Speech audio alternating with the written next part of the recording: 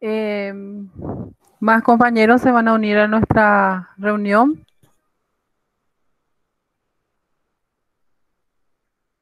¿Tienen idea de que si se van a unir más personas a nuestra reunión de esta noche? Ni idea, profe. Ujú. Bueno, entonces vamos a iniciar nosotros nuestro encuentro en honor a ustedes, ¿sí? Considerando que ya estuvieron en una clase anterior.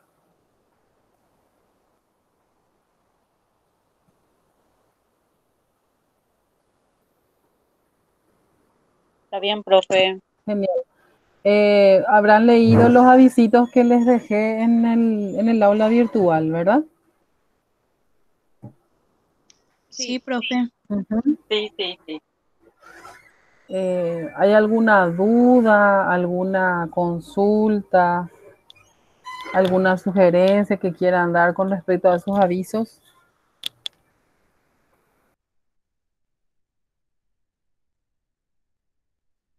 yo solo le había preguntado al profe sobre el trabajo académico que ella me contestó.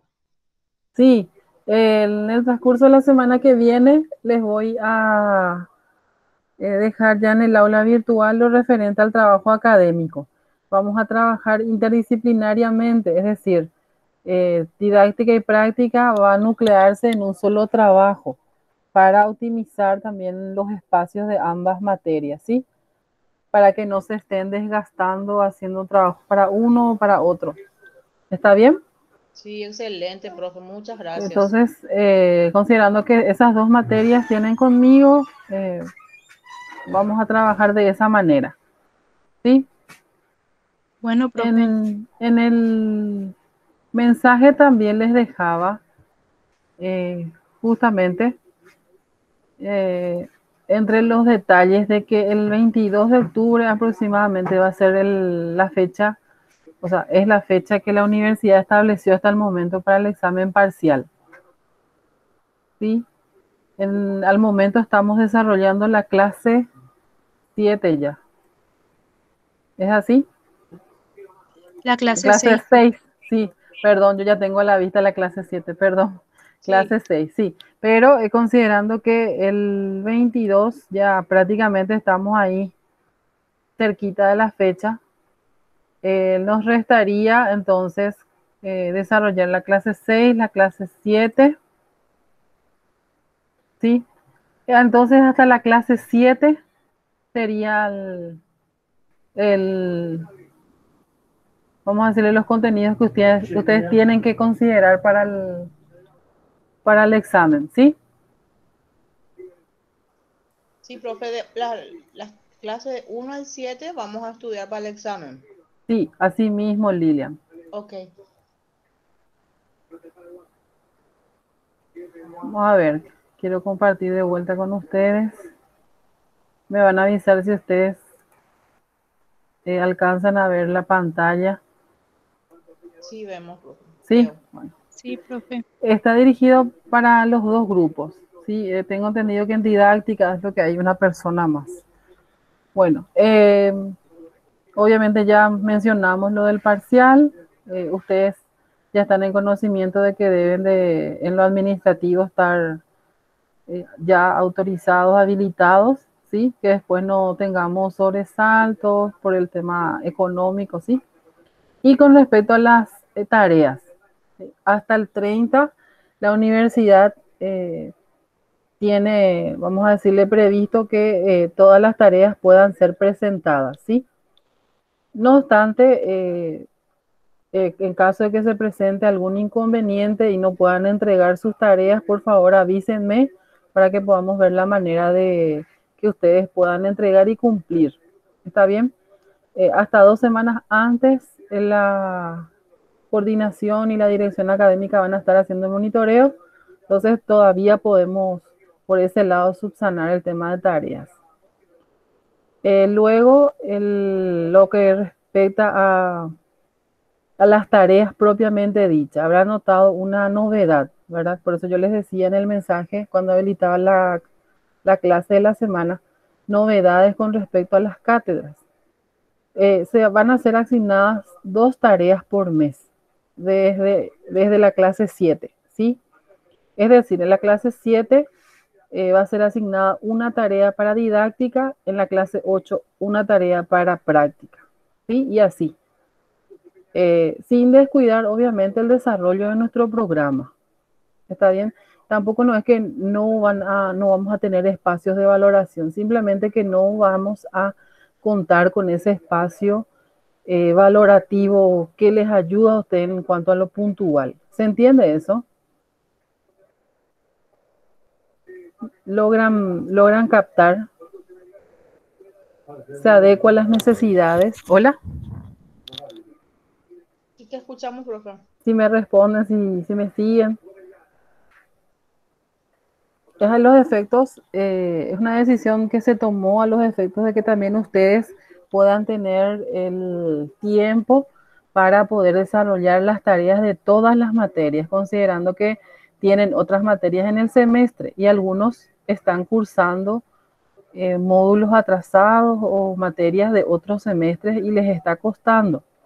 Entonces, a los efectos de que también puedan ustedes, vamos a decirle, dar todo lo que corresponde para cada materia. Entonces, yo opté por darles dos tareas, perdón, por materia cada mes, ¿sí? O sea, lo que nos resta de octubre y noviembre, porque diciembre ya es la evaluación final.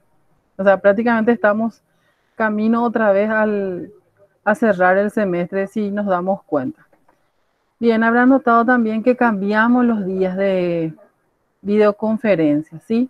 Pasamos a los jueves porque en ocasiones el taller de RCU no es tan frecuente, pero como en el área RCU siempre hay novedades, entonces por esa razón también los jueves decidimos realizar las clases de didáctica y de práctica cada 15 días. Es decir, hoy nos reunimos por didáctica y en 15 días volvemos a vernos por esta cátedra. ¿Está bien?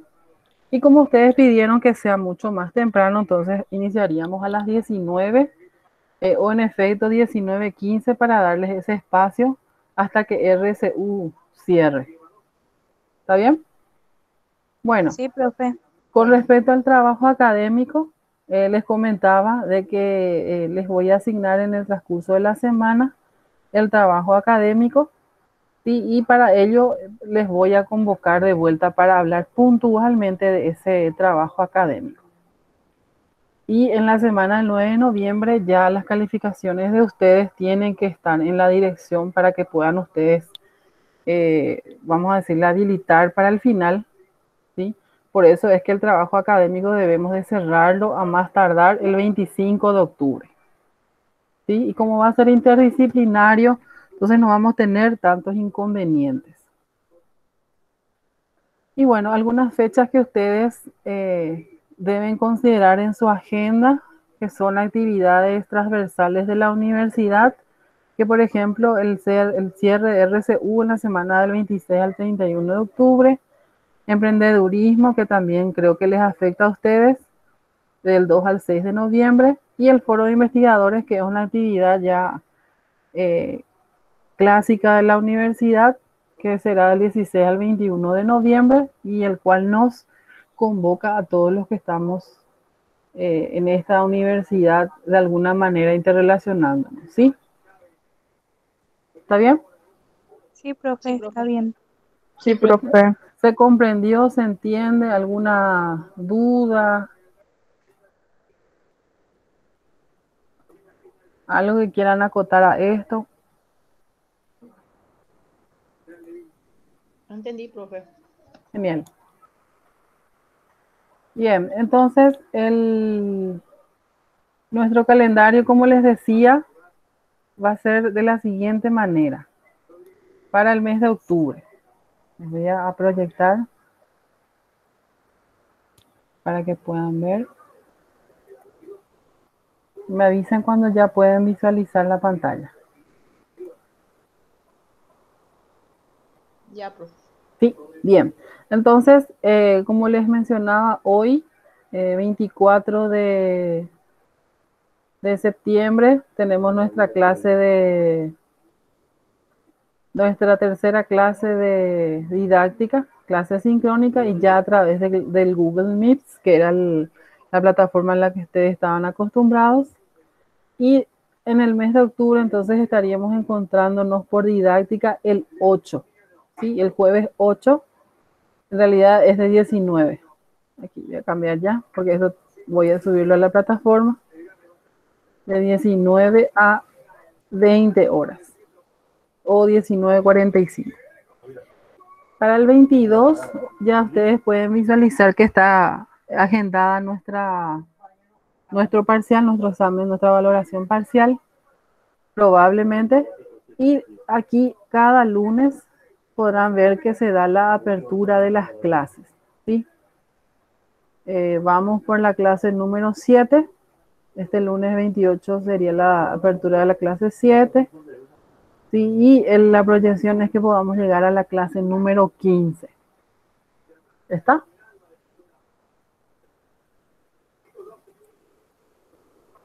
Sí, para que ustedes puedan agendar en sus respectivos calendarios también nuestros encuentros para que podamos justamente optimizar más los espacios. Bien, yo les comentaba también de que en la asistencia iban a ser, o sea, ustedes iban a tener que marcar asistencia. ¿Recuerdan en el mensaje? Sí, profe. Sí, profe.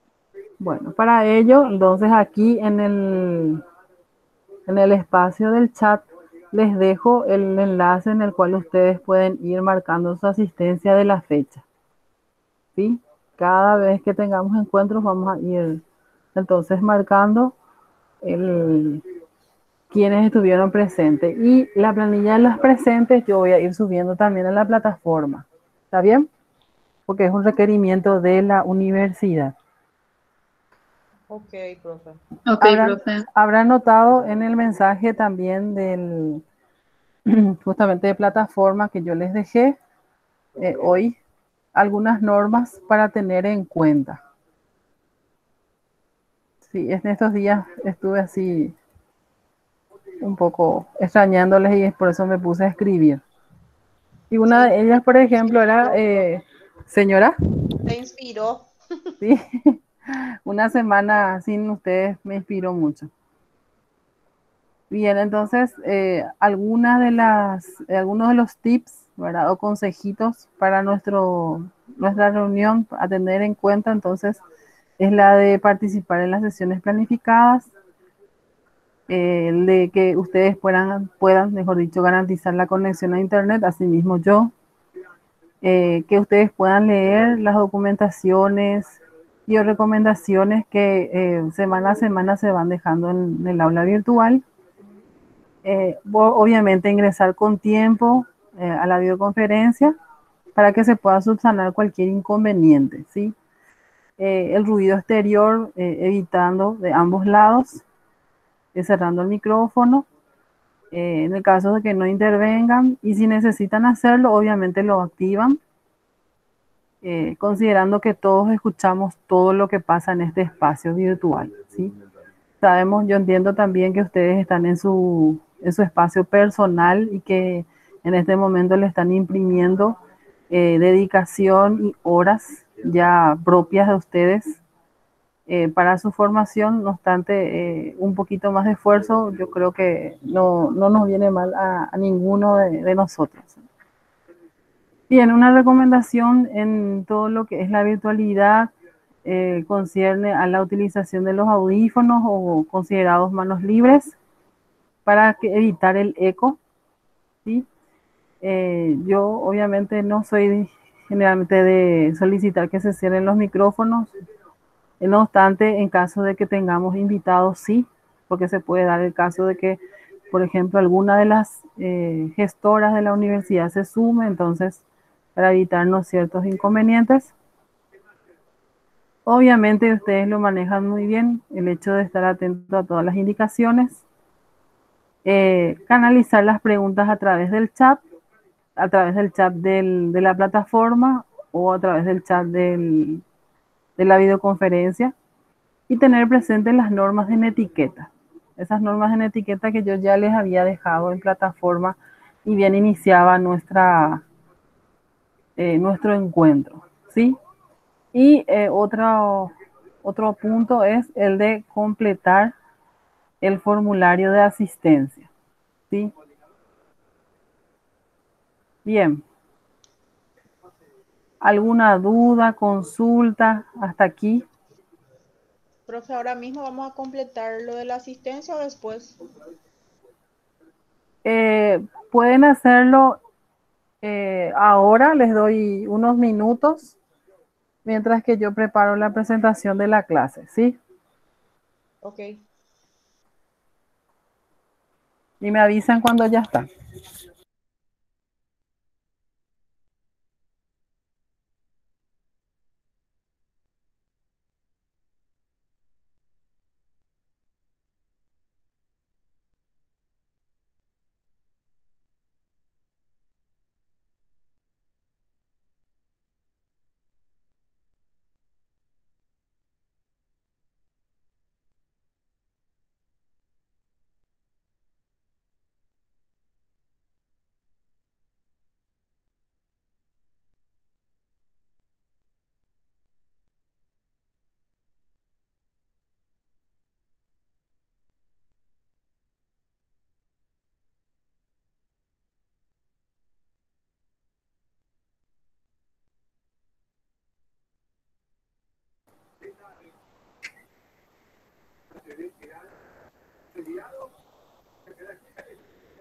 Bien. Mientras que van completando, hola, ¿me escuchan? Entonces, a los efectos de ir cerrando nuestra unidad 1, el tema que se planteó en la clase 5 concierne a todo lo que se relaciona con la herencia, el ambiente, ¿sí? Justamente por eso el objetivo de la clase es que ustedes puedan identificar las etapas del desarrollo del niño desde su nacimiento hasta la tercera infancia o como nosotros le conocemos, la adolescencia, a fin de que puedan comprender los conceptos de herencia y de ambiente, ¿sí? Herencia, ambiente y lo que cómo se relacionan estos dos conceptos con el desarrollo evolutivo de la persona.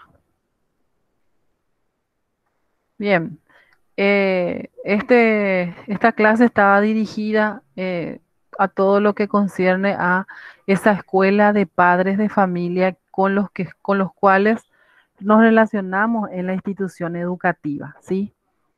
Sabemos muy bien, y hay toda una teoría justamente que habla de que el niño debe ser el epicentro de todos nuestros esfuerzos.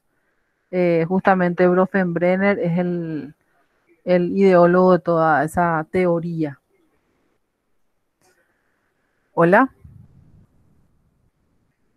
¿Me Sí, escuchan? profe. Sí, Genial. profe, acá estamos. Estamos aquí. Bueno, entonces, por esa razón decimos que la infancia está compuesta de tres grandes factores. La niñez temprana, todo lo que se refiere al crecimiento y todo lo relacionado a su desarrollo físico y afectivo. Por eso es muy importante justamente todo lo que se refiere a el modelado que le damos al niño en esta etapa, ¿sí? Por eso les dejaba esta imagen que justamente bien dice que en gran parte aprendemos por imitación, que tomamos ejemplos del ambiente y reproducimos las conductas consideradas exitosas o premiadas socialmente, que los niños imitan a sus padres y qué ejemplo le están dando los mismos padres a los niños, ¿verdad? Muchas veces nos escandalizamos por ciertas prácticas de los adultos y nos escandalizamos más cuando las réplicas provienen de los niños, ¿verdad? Bien, nos dice la teoría, la literatura especializada, que la primera infancia va hasta los 3 años, es decir, de los 0 a los 3 años, ¿sí? Es una etapa en la cual el niño se desarrolla física y mentalmente, obviamente, y todo lo que concierne a su salud es muy relevante, ¿sí? Eh, Ponemos mucho énfasis en todo lo que se refiere a la salud. El interés se centra mucho en ese aspecto. ¿Por qué? Porque justamente buscamos que el futuro hombre o la futura mujer se desarrolle de manera plena, ¿sí? Y en ese proceso justamente vemos que el cuerpo del niño va sufriendo cambios y durante el primer año se ven esos cambios más latentes, más visibles, ¿sí? Por ejemplo, su sistema nervioso va evolucionando a medida que él va pasando las etapas de esa primera niñez, como le dirían los expertos, y justamente algunos movimientos, como por ejemplo el de la cabeza, el control del cuerpo, o sea, de la psicomotricidad del niño, algunas expresiones, o la evolución en cuanto a todo lo que se refiere a la alimentación, son pautas que nos dan cuenta de que el niño va evolucionando y se va desarrollando de manera plena, ¿sí? Lo que les decía, ¿sí? Que la alimentación es sumamente importante en esta etapa y obviamente hoy en día hay toda una campaña acerca del amamantamiento, el cual ofrece beneficios tanto sensoriales, cognitivos y afectivos en el niño, ¿sí? El cual también te propicia toda esa interconexión neuronal justamente de la sensación, emoción y cognición. Lo que les decía, cómo influye en el desarrollo del cerebro del niño una infancia plena, una infancia pertinente, una infancia feliz, como se diría, ¿sí? La salud, en el aspecto de la salud, en la primera infancia solemos dar cuenta, o las estadísticas dan cuenta, mejor dicho, de que está de forma ahí persistente lo que conocemos como el síndrome de mortalidad súbita, es decir, la muerte súbita del niño por causas ajenas a él mismo, considerando que es una persona que no puede valerse y que necesita de un cuidado máximo, extremo, justamente, y que todos esos aspectos, todos esos factores pasan justamente en responsabilidad de todos aquellos gestores que están encargados del cuidado del niño. Y esos gestores son los que en primera infancia llamamos los gestores primarios o principales, que es la familia, principalmente la madre, el padre y todos aquellos agentes que acompañan a estos gestores, sea abuelo, tío, sí, tía. Y para ello, justamente en esta etapa debemos de cuidar mucho todo lo referente a esa conexión con los ambientes en los cuales el niño se va desenvolviendo. Asimismo, la manera en que duerme, denominada posición prona, cuidar de que el niño no se asfixie, ¿sí? Y sobre todo estar atento a aquellos descuidos que de manera involuntaria se presentan. Hoy en día es muy común, penosamente la estadística es muy fría y nos refiere que el maltrato infantil ha crecido en niveles extremadamente altos, ¿sí? Vemos abusos físicos, vemos descuidos, llegando incluso a todo lo que se refiere a la mortandad por causa del maltrato, ¿sí?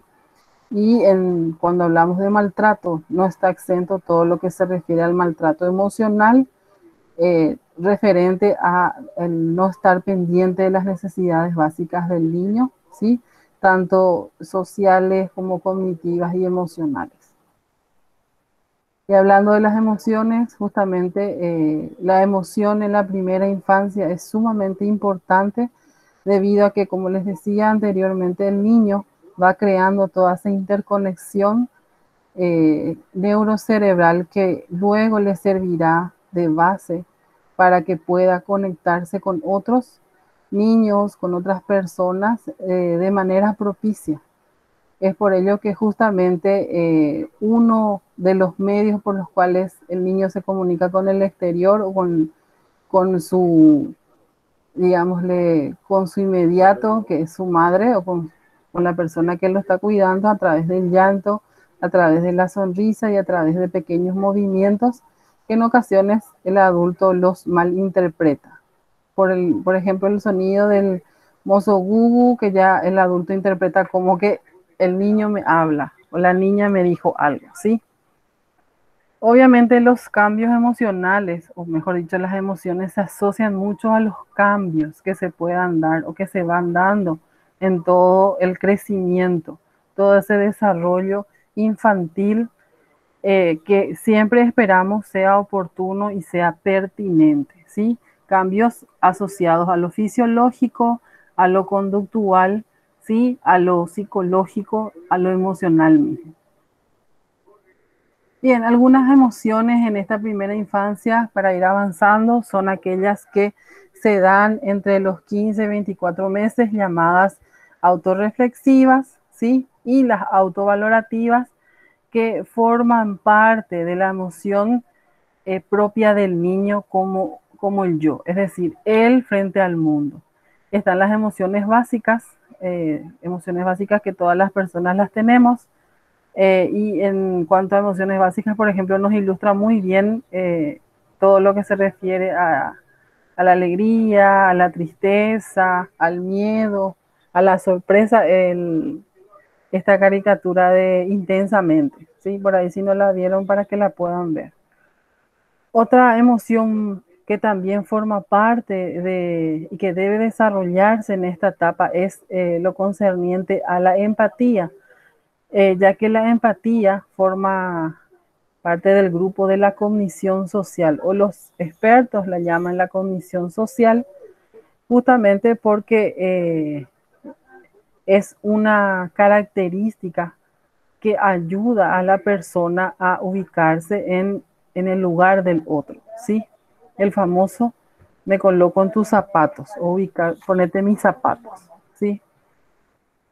Eh, la primera infancia, en la primera infancia, mejor dicho, el crecimiento y desarrollo cerebral debe ser de lo más importante luego a su desarrollo en cuanto a salud, alimentación, ¿sí?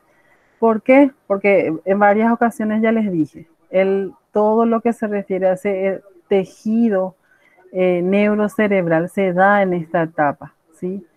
Y les invito a que ustedes puedan indagar cuántos millones de neuronas en la etapa en todo lo que se refiere a la primera etapa se van desarrollando. ¿Con cuántas miles de neuronas nacemos? ¿Cuántas miles de neuronas eh, creamos o tenemos al año de vida? Y así hasta llegar a los 3 meses, hasta los 3 años, perdón. Los primeros 1000 días de una persona son sumamente importantes, ¿sí? Porque en esta etapa, en estos primeros 1000 días, aparece lo que conocemos como el carácter y también todo lo que será el temperamento de la persona, ¿sí? En esta etapa es muy importante que podamos diferenciar justamente cómo va a ser. De acuerdo al estímulo que en el ambiente recibe el niño, va a ser un niño fácil, un niño difícil, un niño lento, un niño con inconvenientes, porque el propio niño ya nos va dando alertas con respecto a su característica propia.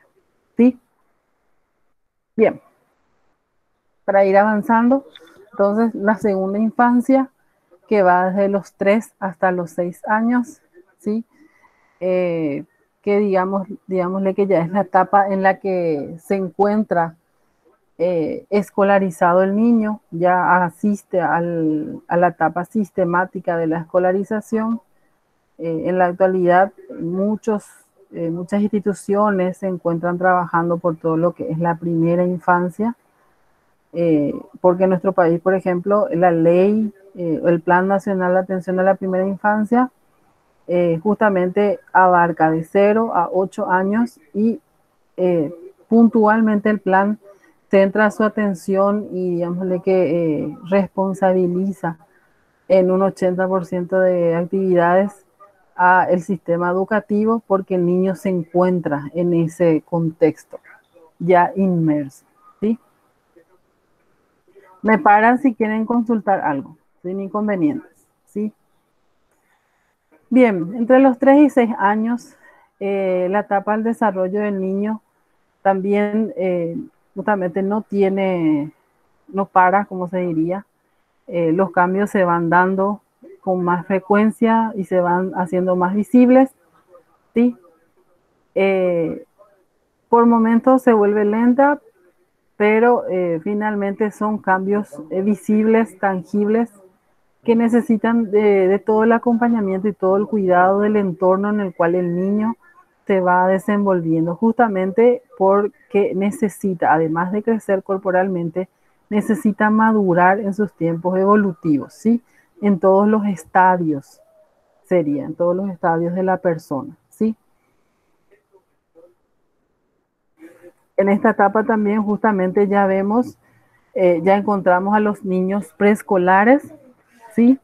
Que en ocasiones justamente vemos a niños muy pequeñitos, muy menuditos, o en otros casos encontramos, y que según los estudios nacionales del Ministerio de Salud, UNICEF, dan cuenta de que los niños en etapa preescolar en la actualidad son niños obesos, son niños malnutridos, pero no porque les falte alimentación, sino que justamente los alimentos que consumen no son alimentos nutritivos, sino son alimentos que van aumentando el volumen en cuanto a obesidad del niño, ¿sí?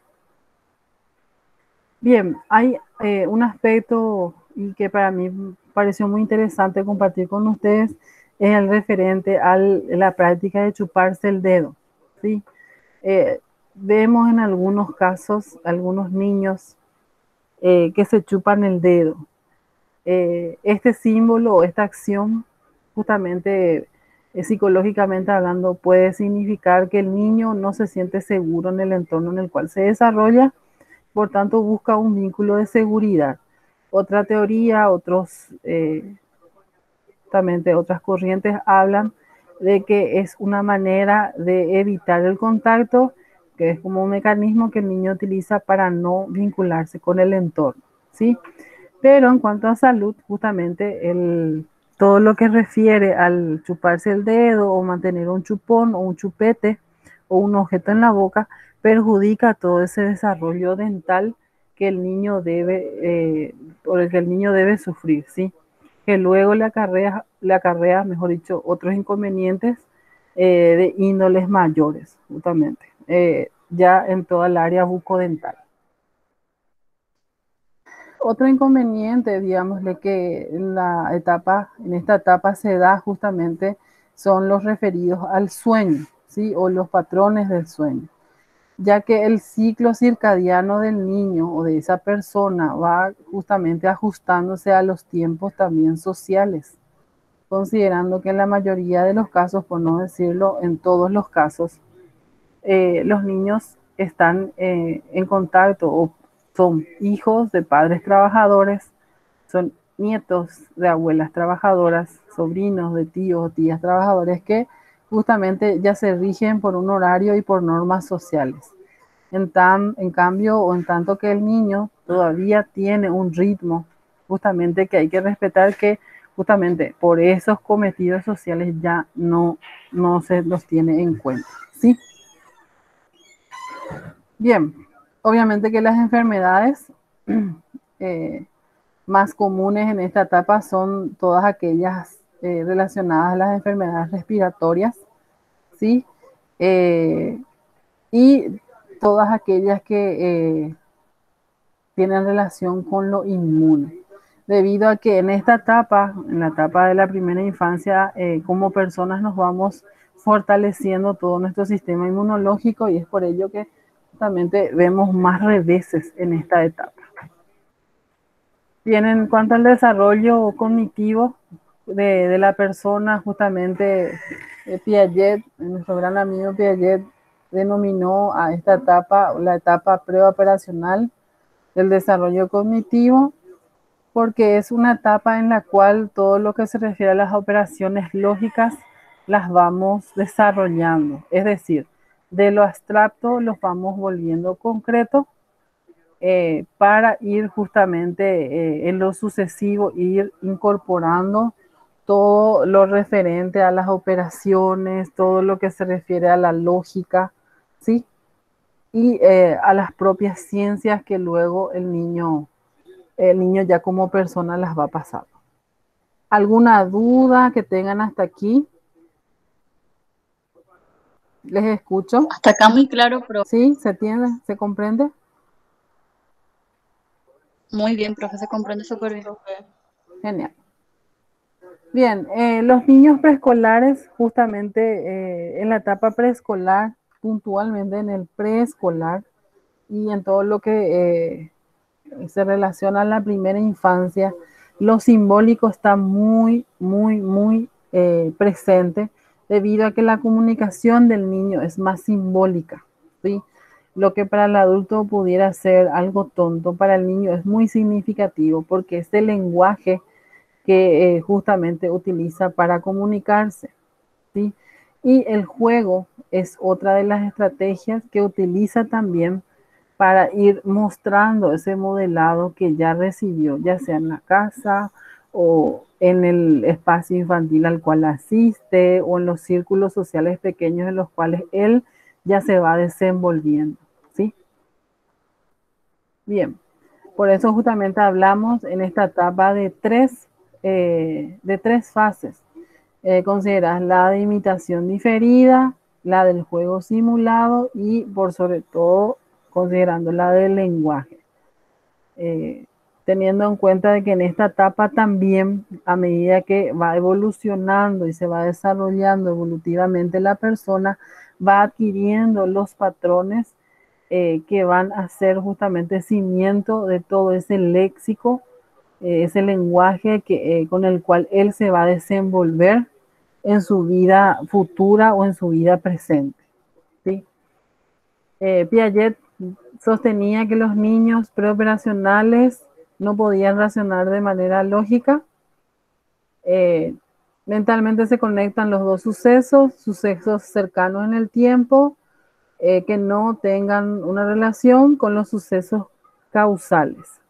Eso, esto que Piaget decía, justamente nosotros podemos considerar, la literatura especializada la considera como memorias de corto plazo, memorias de largo plazo, memorias de trabajo, ¿sí? Que en neurología, en neurobiología generalmente las estudiamos. Y justamente Piaget mencionaba que, o hace mención de que nuestra memoria de largo plazo en muchos casos, en muchas personas, se ve justamente, no se ve desarrollada o para algunas personas no es prioridad. Algunas personas obviamente no retienen o, como se diría, se les pasó un suceso que pudo haber pasado ayer. En cambio, para otras, eh, cuya memoria de trabajo, digamos, es más hábil, diríamos, una memoria de elefante, justamente es más dinámica, entonces tienen esa facilidad. Obviamente todos los que vivenciamos como niños, como lactantes, en esa etapa de 1 a 4 años, en muchos casos no se recuerdan. Pocos son los que puedan decir que a los 4 años tuvieron tal o cual experiencia, ¿sí? Justamente a eso hace referencia Piaget. Bien. Un pequeño consejito que me pareció oportuno compartir con ustedes es todo lo referente al cuidado y a la influencia de la familia. Si bien es cierto, en todo lo referente a las literaturas especializadas del tema habla de los padres y hermanos, sabemos muy bien que hoy en día la configuración familiar no es justamente esta, sino más bien que el niño se ve relacionado con su mamá, con su abuela, con una tía, con un hermano, ¿sí? Sin entrar a discutir temas de género, ¿sí? Simplemente menciono que la configuración familiar hoy en día es diferente, ¿sí? Ya no tan amigada a lo que la literatura nos refiere, ¿sí?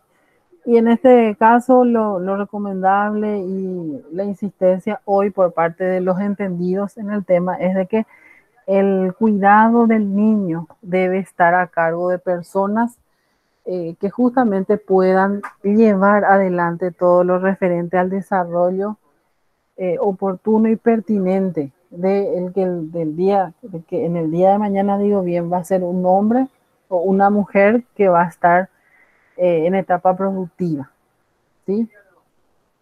Por esa razón, justamente, se tiende mucho a que los modelos, los patrones, los códigos familiares sean códigos que el niño pueda justamente en el día de mañana replicarlos de manera de acuerdo a los cometidos sociales. ¿Sí? Ahí, fue ¿sí? Bien, siguiendo con el tema justamente, todo lo referente al juego, que ya en una clase anterior lo habíamos hablado, ¿sí? Recordarán, creo que fue la clase 3 o 4, no recuerdo bien en este momento. Hablábamos de la primera infancia y del juego, ¿sí? Y en ese sentido, en esta clase reafirmamos justamente que el juego contribuye a toda esa formación física, mental, social, cognitiva del niño, ya que el juego justamente permite el desarrollo y la proyección de la persona, ¿sí? Por eso justamente dice el slide que el juego justamente hace parte de la escala evolutiva y que los padres deben permitir que los niños, que sus hijos puedan tener espacios de juego en los cuales ellos puedan desarrollar los valores, ¿sí? De respeto, de intercambio, de colaboración, ¿sí? No sé qué le pasa, salta este. Bien, a través del juego hay varios comportamientos que podemos ir detectando en el niño, comportamientos que justamente afloran en la escuela, afloran en la institución, afloran en el aula, ¿sí? Y es por ello que ustedes como docentes en algunos casos y o futuros profesionales de la educación van a escuchar o escucharon ya que se refiere que el niño no es así en la casa y que se sorprende que en la escuela sea así, porque en los espacios de socialización, en los espacios en los cuales pueda explorar ese modelo o pueda justamente demostrar el modelo que recibió, va justamente replicando todo lo que evidencia en su casa. Por eso es que en algunos casos vemos eh, niños que son brutos o niños que directamente resuelven todo el problema con violencia, lo resuelven con gritos, lo resuelven con impaciencia. Vemos niños que no conocen el término o no conocen mínimamente todo lo referente a la frustración. ¿Sí? Hay un estudio que refiere que los niños, los millennials y los que vienen después a los millennials, ya son personas que no van a saber frustrarse, ¿sí? Les invito a que puedan buscar un poco esa información, ¿sí? Los centennials, que es la generación que viene posterior a los millennials. Bien, la crianza es una etapa que justamente forma todo lo que referimos en educación en lo concerniente al andamiaje, es decir, que toda esta estructura, tanto social, cognitiva, de desarrollo, se va fortaleciendo, se va enriqueciendo, por tanto, es decisiva en la vida de una persona. Y como educadores, nosotros en varios momentos de la vida de una persona somos actores trascendentales porque ayudamos justamente a encauzar, a fortalecer, a reorientar ciertas actitudes o ciertas acciones, ¿sí? De ese niño que está en ese espacio de socialización académica. Bien, en esta etapa también tenemos que tener en cuenta, obviamente, que como personas desarrollamos ciertos miedos o los conocidos o las conocidas como fobias, ¿sí? En la primera infancia se desarrollan ciertas fobias de acuerdo a la etapa evolutiva.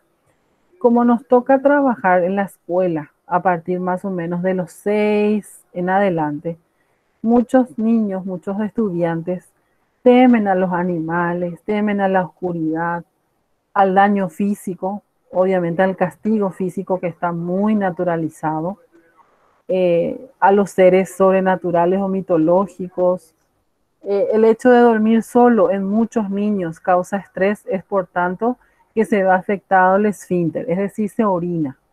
Y en algunos otros casos incluso ya no controla el esfínter 2 y se va de cuerpo. Tampoco el niño tolera quedarse solo con un adulto o tolera quedarse solo con otro igual, ¿sí? Por ello que debe trabajarse, debe acompañarse muy de cerca esta etapa. Y las fobias que se da en los niños más grandes del segundo ciclo y tal vez de aquellos que están ya en el tercero, se refiere a todo lo académico y a esa representación que pudo haber creado, que pudo haber instalado el docente con el que trabajó o alguna persona que estuvo relacionada con todo el ámbito educativo de ese niño, ¿sí?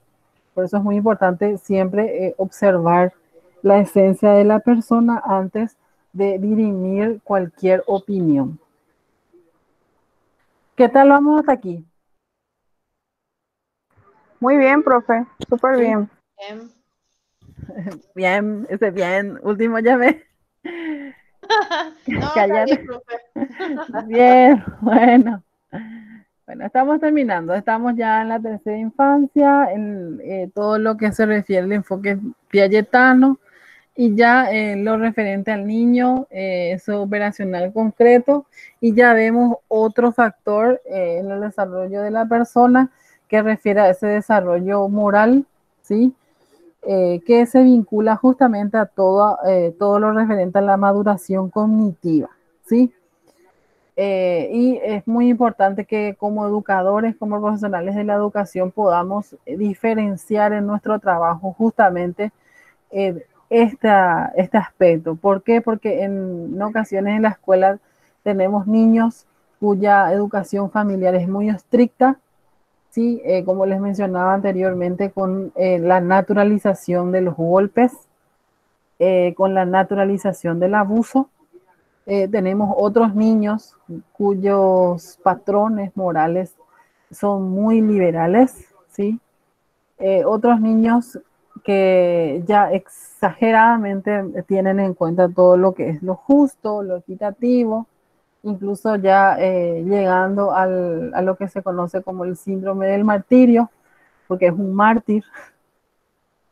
Bien, entonces por esa razón es muy importante que podamos observar, vuelvo a reiterar, la conducta de nuestro estudiante antes de dirimir en un juicio de valor. Ay, Jesús. ¿Cómo es el niño en la escuela? Y esta es una etapa que ya a nosotros justamente nos compete de sobremanera. ¿Por qué? Porque la labor del docente o del profesional de la educación se ve fortalecida, se ve coadyuvada por los padres de familia o los encargados de ese niño, ¿sí? Por esa razón el acompañamiento familiar en la etapa escolar es muy importante. Y no solamente el acompañamiento, sino que el interés y ese interés a través del involucramiento, ¿sí? ¿Por qué? Porque en esta etapa el niño, eh, además de conocer y de estar abriéndose paso a otros espacios, también necesita que justamente pueda ir siendo fortalecido en todo lo emocional y es por ello que la motivación intrínseca para ese niño, para ese alumno, para ese estudiante es muy importante. ¿Sí? Eh, bien.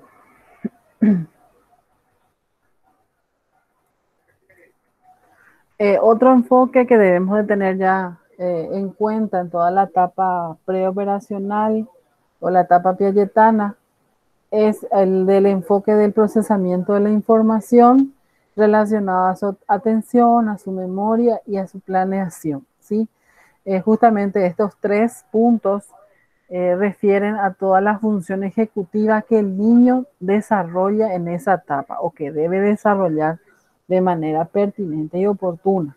Y para que pueda desarrollar su atención, para que pueda desarrollar su memoria, su planeación y todo lo que refiere a lo cognitivo, necesita de un ambiente saludable, necesita de unos modelos, de unos estándares que sean modelos que se ajustan a los de una persona sana. No podemos en la escuela pedirle a un niño malnutrido que tenga atención, que pueda desarrollar su memoria, sobre todo que sea un niño que pueda planificar o que pueda desarrollar de manera natural su actividad. Bien, el concepto nos habla de la velocidad del procesamiento, el control inhibitorio, la atención selectiva, la capacidad de la memoria de trabajo, ¿sí? Y también se refiere a toda la metamemoria, la metacognición, ¿sí? Y todas las estrategias mnemotécnicas que en esa etapa, en todo lo que se refiere al proceso escolar, se utiliza, ¿sí? Cuando hablamos de metamemoria, metacognición, obviamente estamos haciendo de la evaluación de la memoria, de la evaluación de lo aprendido, ¿sí? Y de cómo se va articulando todas esas técnicas que son utilizadas en el contexto escolar. ¿Alguna pregunta ahí?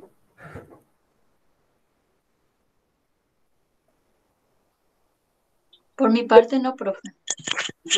No, profe, se entiende perfectamente. Bien.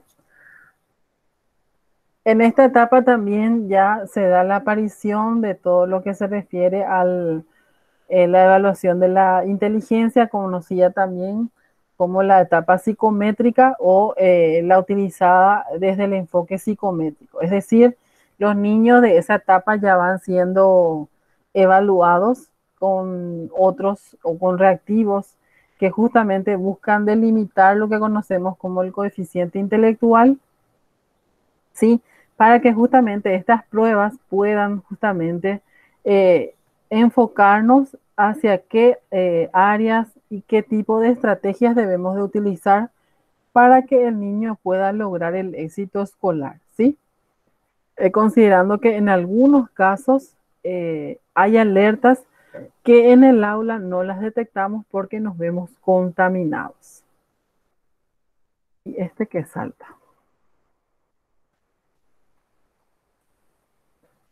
Bien, hoy en día no tenemos que descuidarnos de todo lo que se refiere a las necesidades educativas de apoyo específico, sí, porque muchos niños ya nos vienen con trastornos generales del desarrollo, los cuales evolucionan en trastornos por déficit de atención con hiperactividad. Y ojo con esto, en muchos casos se presenta el caso de niños desnutridos con alto índice de parásitos, tanto internos como externos, y que son caratulados como niños hiperactivos, ¿sí? A mí me ha tocado la experiencia justamente de trabajar con niños que venían con la carátula, rótulo o etiqueta, como le decimos, de hiperactivos, pero el grande era el problema de que el niño estaba lleno de piojos y nadie se percató, y de que el niño estaba con muchos parásitos, porque el niño estaba siendo malnutrido. Él no desayunaba lo que debería desayunar un niño de 8 para 9 años. No comía como debía ser, las condiciones en las que él comía no eran las más higiénicas, ¿sí? Y obviamente el cuidado y el aseo personal estaban un tanto descuidados. Por tanto, todo eso sumó, todos esos factores externos, sumó a que él pueda desarrollar justamente lo que se conoce como eh, el pseudo síndrome de la hiperactividad o el pseudo trastorno de la hiperactividad. Pero en realidad era la atención y el hecho de todo lo que se refiere al cuidado que se merece un niño en esa etapa, lo que hacía falta, ¿sí? Una de las problemáticas más presentes en la etapa escolar, tanto del primero como del segundo ciclo, es el referido a la dislexia y a la discalculia, ¿sí? Que la dislexia es la incapacidad para el aprendizaje más común, es decir, el niño no puede leer y no puede escribir, pero en ocasiones se les caratula a los niños con dislexia, digo bien, porque no puede leer y por tanto no puede escribir, pero en realidad se debe a su pseudo dislexia se debe a que el niño no ve y no escucha. No ve porque tiene problemas de visión y no escucha porque está con algún problema de hipoacusia, ¿sí? Bien, hoy en día también ya contamos con programas que trabaja todo lo que se refiere a los niños superdotados o dotados o los niños talentosos. Si bien es cierto, no tenemos en gran cantidad aún este tipo de niños, pero sí tenemos casos con los cuales se ha trabajado de manera muy exitosa, ¿sí? Ahí. Bien, la salud mental. En la etapa de la niñez debemos de cuidar, como les decía, todo lo que se refiere a las emociones y a las conductas. ¿Por qué? Porque si estas dos aristas de la persona, en este caso del niño, no son cuidadas y sufren algún tipo de, vamos a decirle, de problemitas, estos evolucionan a trastornos, ¿sí? Los cuales impactan y tienen una visibilidad en el comportamiento y en todo lo que se refiere a las emociones, ¿sí? Asimismo, también existen técnicas justamente que incluyen todo lo referente a la terapia familiar o individual, las terapias de conducta. Hoy en día es muy común ya la terapia artística, los talleres justamente de dibujo, pintura, canto, baile, terapias de juego, los famosos, digo bien, clubes de ajedrez y por supuesto lo farmacológico que en algunos casos va acompañado cuando el niño se encuentra con algún tipo de síndrome que conductualmente no puede ser justamente tratado. Y algunos síndromes, perdón, algunos trastornos y algunas terapias que se asocian a esta franja etaria. Y bien, esta escala de metacognición que busca que ustedes, posterior a la lectura de cualquier material, puedan autoevaluarse y puedan referenciar en qué ocasiones pueden usar la información que leyeron, para qué les sirvió, cómo lo están aprendiendo y qué han aprendido. Esa era una de las informaciones de la clase 5. ¿Sí? Bien, son las 8:02. Nos fuimos en la clase 5. La clase 5 como estrategia de valoración justamente les invitaba a que ustedes puedan leer los materiales, identificarlos y puedan justamente en un cuadro comparativo puedan definir qué es la fecundación, qué es el ámbito, cómo se da el mecanismo de herencia, cómo es la etapa de la infancia, cómo es el desarrollo evolutivo, cómo son las características evolutivas, qué es el crecimiento y maduración de una persona y cuáles serían las señales de alerta de acuerdo a la etapa evolutiva, ¿sí? Bien, y la clase 6, que corresponde ya a la unidad 2, que está nuevita de esta semana, justamente les propone como tarea un estudio de casos, ¿sí? Un estudio de casos que se denomina el vínculo roto que desencadena en una necesidad enmascarada. les invito a que puedan leer ustedes los materiales y que con ayuda ya de su proceso metacognitivo puedan resolver el caso, ¿sí? Que consiste en sintetizarlo en ciertas variables que aquí yo les dejé, ¿sí? Por ejemplo, el contexto en el que se da el caso, el nivel educativo en el que se centra, es decir, si es primero o segundo ciclo, el ámbito, si es escolar, familiar, ¿sí? ¿Cuál es la acción? ¿Es un niño con trastornos, un niño con problemas? ¿Quiénes son los participantes del caso? ¿Cómo se desarrolla ese caso? ¿Cuánto tiempo dura? Y el caso vamos a decirle, el desenlace se da de una manera. ¿Qué otra manera ustedes tienen de ver el desenlace de este caso? A eso se refiere, ¿sí? ¿Hola? Sí, profe, te estamos escuchando. Sí, profe, te Sí, seguimos. profe, sí, profe. Sí, Eh, profe, te Siguiendo. seguimos. Ay, pues. Algo sencillito para, para poder cerrar la semana, ¿sí? O sea, la clase 6. Profe, y yo Sí, ya hice esa tarea, pero el contexto le puse en la institución educativa, entonces le puse mal. Usted dijo que es familiar. no, era un ejemplo. Ah, ya. Era un ejemplo nada más. Bueno, Si es profe. familiar, si es escolar, sí. De Bueno, acuerdo a lo que refiere el caso, está bien. ¿sí? Bien, hoy estuvieron entonces en la clase Lucía, Arsenia, Lilian, Diana, Andrea, Liliana, Alicia y Cintia. ¿Está bien? Sí, Sí, profe. profe. Sí, profe. Súper bien.